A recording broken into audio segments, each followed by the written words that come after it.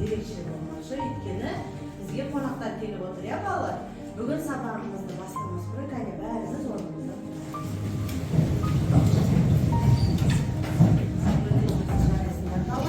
Бүгінгі күнімізге бәріміз бір-бірімізге кәне бір сәттілік деп алайықшы. Кәне бір-бірімізге сәттілік тілейікші.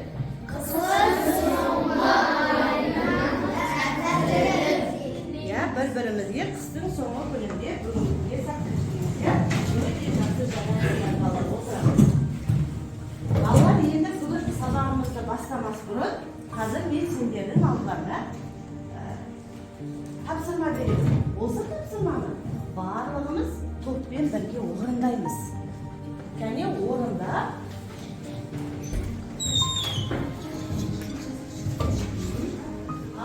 біздің алдымызға әріптер берілді ма, сандар берілді ма балалар? Сандар. Сонда бүгін біздің сабағымыз қайсы процент екен? Өте жақсы балалар. Бүгінгі біздің ашық сабағымыз математика сабағынан болады. Өте жақсы. Және отырып мына тапсырманы жазайықшы. Мысалы сендерге қандай бөлшек деп көрсетіпті? Екінші топта қандай сандар екен? Төртінші топ дайын. Я қандай бөлшек деп беріліпті? Үшінші топта ол қандай сан деген беріліпті. Өте жақсы жарайсыңдар балалар. Үшінші топ дайын екен бізде. Отырамыз дайын болдық. Сендер қандай сан беріліпті? Көрсетіп айтып берші. 12-де 22 деген бөлшек беріліпті. Бұл қандай бөлшек екен аружан? Өте жақсы. Бұл бұрыс бөлшек екен. Онда біздің тобымыздың атауы бұрыс бөлшек. Және екінші топ айтайықшы, қандай сандар беріліпті? Бұл не екен сонда бұлар? Өте жақсы. Сендердің топтарының атауында бөлшектер болады екен балалар. Ал, үшінші топ не шықты бізде? Бұл қандай сан екен? Иә, міне бізде бұл аралас сандар екен. Сонда біздің тобымыздың аты аралас тобы екен. Ал енді сендердікі тобымыз былай. Иә. Қандай сан шықты? Ал? Дұрыс бөлшек шықты. Ал енді балалар, сонда енді біз мынау бірінші топ, мынау екінші топ деп айта аламыз ба екен? Қарашы. Мына жақта не тұр сонда бізде? Міне бізде үшінші топ, мына жақта бұрыс бөлшек. Мына жақта не тұр? Бірінші топ тұр. Мына жақта екінші топ тұр. Мына жақта төртінші топ тұр. Міне біз математикадан да өтіп жатқан сабақтарымыздың ішінде аралас сабақтар бар, иә? Сол сияқты біздің тобымыз да бүгін аралас топ екен. Ал енді балалар, келесі біздің топпен жұмыс жасауда бұрын бізде тобымызда не болу керек бізде? Балалар, біздің тобымыздың ережесі болу керек, иә? Топтық ережемізде тәртіп болу керек. Тағы да бізде талап, тыныштық және татулық болу керек. Балалар, міне топпен жұмыс жасағанда осы ережені міндетті түрде еске ала отыруымыз керек екен, иә балалар? Осы топтарды еске ала отырып жұмыс жасай береміз. Енді балалар, кім айтады? Өткен сабақта біз қандай тақырып көрдік? Кім айтады?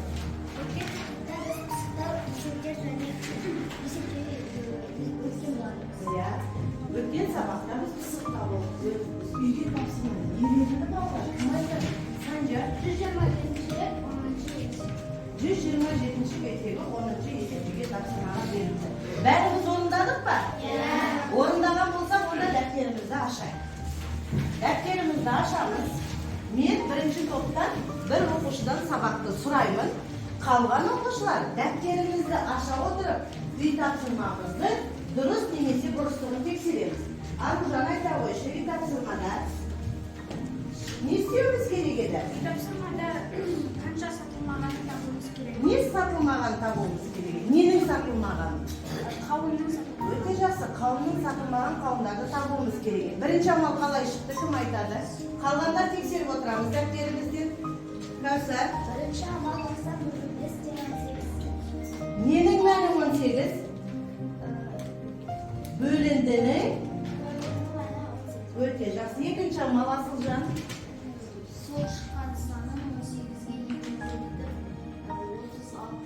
Не 36? Көбейтіндінің мәні 36. Өте жақсы. Үшінші амалымыз. 54. Ненің мәні 54? Иә, айырманың мәні 54 екен. Өте жақсы. Сонда балалар бұл жерде қалған қанша болыпты? Қанша екен? Айта ғой Асылжан. Енді дәптеріңізге қарайықшы, үй тапсырмада бәріміздікі бірдей ма? Өте жақсы. Мына топқа келеміз. Үй тапсырма орындадық па бәріміз? Айтайықшы Санжа. Нұрай, бірінші амал. Тексереміз қалғанда.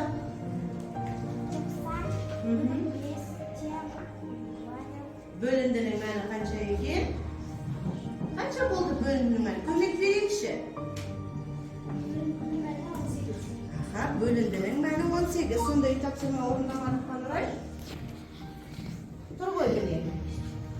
Бөліндіның мәні 18. Үй тапсырмасын дұрыс орындағасын, бірақ тауып айта алмай тұрмыз. Екінші амалымыз үлкен. Көбейтіндінің мәні қанша болды? 36. Өте жақсы. Кәусар, үшінші амалда не істеді?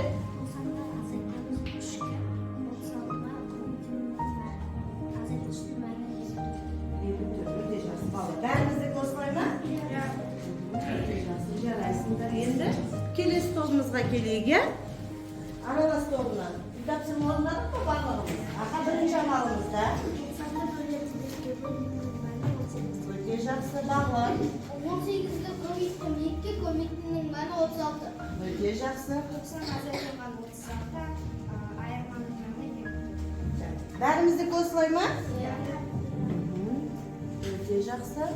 Айқын қолмен жаппаймыз, дәптермен алдыма келеді. Бәрібір тексереміз оны. Қайсар? Айта ғой балам, бірінші амалда не істедің? 90'ды бөлінген, бөлінген мәні 18.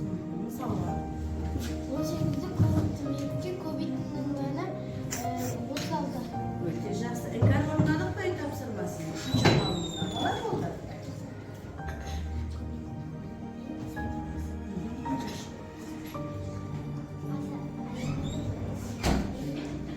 Өте жақсы, жарайды. Балалар, барлығымыздың алдымызда бағалау парағымыз бар, иә?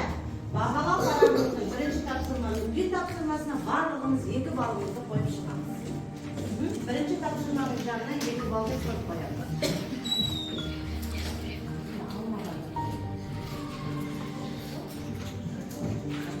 Өте жақсы балалар. Сендер енді ұмытып қалмас үшін өздеріңе қоя беріңдер. Мен сендерге міне алмалардан да балаларды беріп шығамын. Жарай ма?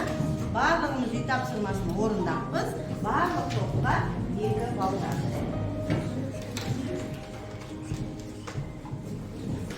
Қоя беріңдер 2 бал деп. Балалар, өте жақсы. Сонда бүгінгі біздің үй тапсырмамыз міне 3 амалмен орындалыпты. Қанша бал берілді оған балалар? 2. Не істеуіміз керек еді ол жерде? Бірінші, не істеуіміз керек еді? Дискрипторын есімізге аламыз. Есепті не істейміз? Ақа айару. Есептің шарпы болғанын оны шешімін тапқанын Иә, өте жақсы. Сонымен үй тапсырма қанша балмен бағаланыпты? 2 балмен бағаланыпты. Өте жақсы, жарайсыздар. Ал енді балалар, бүгін осы біз есептер шығарып жатырмыз, иә?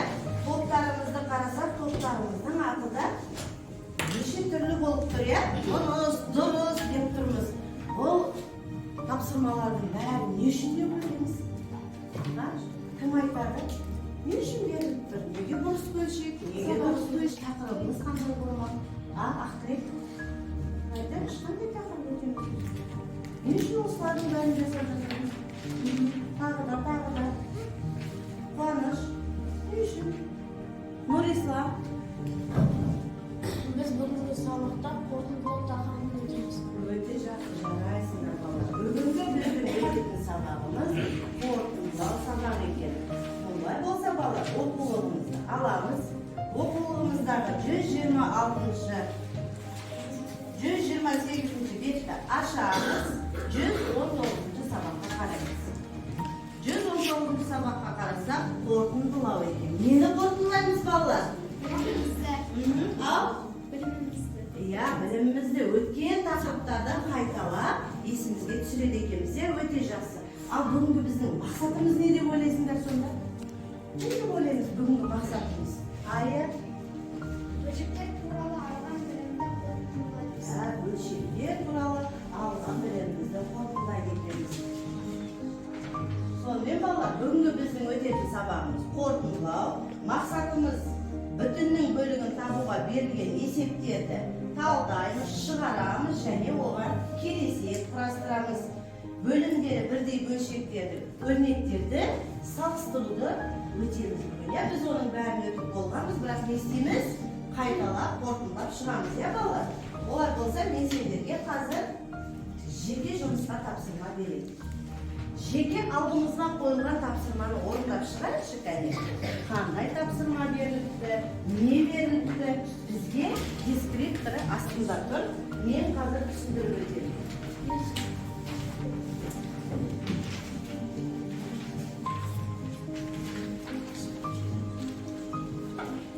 Оқулығымызда да бар, я балалар.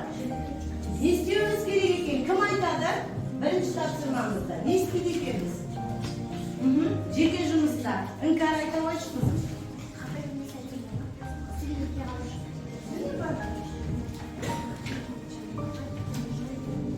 Не істейміз? Кім айтады? Айта ғой, Абуталип. Жұппен жұмыс қой, бұл жұппен. Екі адам бірге орындаймыз ғой. Жұптық жұмыс. Тапсырманы орындап, Қазақстан, қызыл кітапқа Қазақстанның қай жануары енгізілгенін табамыз. Өте жақсы. Есептерді орындай отырып, Қазақстанның қызыл кітабына қайсы жануар кіргенін табамыз, е? Ал дескрипторымыз не? Кім айтады дескрипторымыз не екен? Аңыздар? Кестемен жұмыс жасайды, оған бір бап Қазақстанның қызыл кітабына енген жануар. Өте жақсы. Кестемен жұмыс жасай алғанымыз үшін бір бал беріледі екен. Қызыл кітапқа кірген жануар тапқанымыз үшін бір бал екен. Қайсы соқтағы жұптарымыз орындап болады?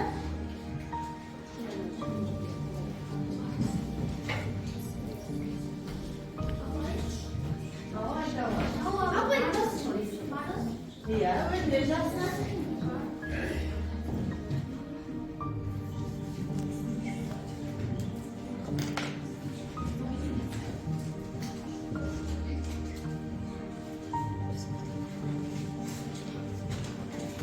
Қайсы топтағы жұптарымыз дайын? Жауабы барыс. Барыс. Сендерде қандай шықты? Бізде жауабы барыс шықты. Б әрпінде қайсы есеп көрсетеді орны? Б әрпінде 25. Қосындының мәні қанша шықты? 25-те 21. 25-те 21. 25 не бізде? 25 бөлшек, бөлшек сызығы алымы. Алымы қанша? 21. Өте жақсы, жарайсыңдар бала. Дайынбыз ба мына? Үшінші топ дайынбыз ба? Аха. Екіншісі қай шықты? Азайтылу орындайды. Айырманың мәні қанша болды? Айырманың мәні 4-те 3 болды. Бөлшек 4, бөлшек сызығы алымы 3. Өте жақсы. Қайсы әріп келді? А. Мына жақта Б, мына жақта А. Сендерде қайсы жұп дайын? Дайынбыз ба? Аха. Бөлімі 17-ге тең дұрыс бөлшекті тап. Иә, бөлімі 17-ге тең дұрыс бөлшекті тап деді. 17-те 14 орындайтын. Иә, 17-те 14 орындайтын. Дайынбыз ба? Аха. Араласам ұзап бірде жетілер. Аха, ол бөлімі араласқан қайсы екен бұл жерде? Аралассам бөлімі 7, бөлшек сызығы алымы. Алдындағы араласқан қанша аяқ? Қайсы аяқ шықты? Жоқ, қайсы аяқ шықты? Деген аяқ шықты, өте жақсы. Келесі әріпімізді айтайықшы. Хабалдық бар. Қайсы жұп табады? Нұркен, Бексұлтан. Қайсы әріпті орындады? Нұркен, Кәусар, қайсы әріп шықты? Соңында. Аха, Р шығыпты. Б болатып, бұрыс шекті тап депсің, иә, таптық па? Қайсы екен? 25 4 Төртте төрт. Ол төртте төрт қаншаға тең болады? Бірге тең болады. Өте жақсы. Сонымен қызыл кітап бітірген жануарымыздың аты қайсы екен? Жақсы балдар. Қызыл. Қай жерлерде көреміз көбінесе? Тауда. Қай жерде қалғанда көреміз? Хайуанаттар бағында да көреміз, иә? Өте жақсы.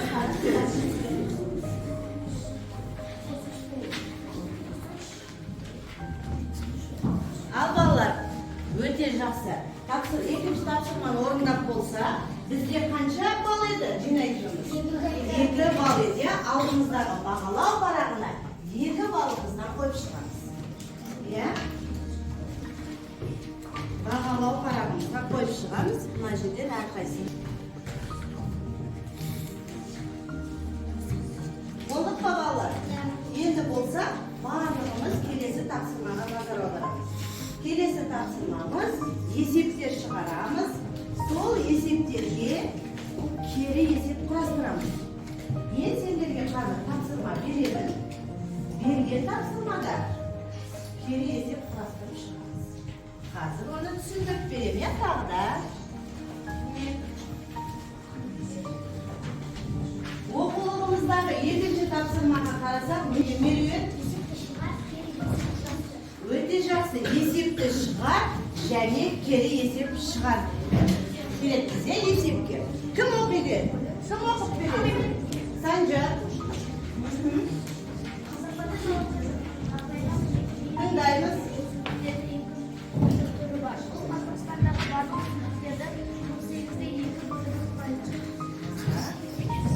Өте жақсы есепті шартыны құрамыз және не істейміз? Шешуін шығарамыз.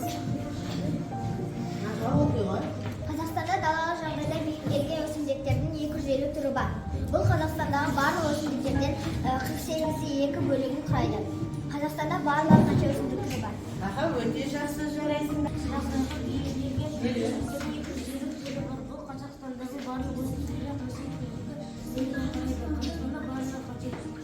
Тынышталамыз балалар. Кім оқиды мына жақта? Қазақстан даласы жағдайда бейімделген өсімдіктердің 250 түрі бар. Бұл Қазақстандағы барлық өсімдіктердің 48-2 бөлігін құрайды. Қазақстанда барлық қанша өсімдік түрі бар? Өте жақсы. Ал енді дискрипторы қалай деп ойласақ болады? Қалай құрамыз дискрипторы? Қанша балл деп алсақ болады? Кім? Иә, шартын құрамыз және шешуін табады екенбіз. Өте жақсы. Ал онда тапсырманы орындаймыз және оған не құрастырамыз бұл есепке?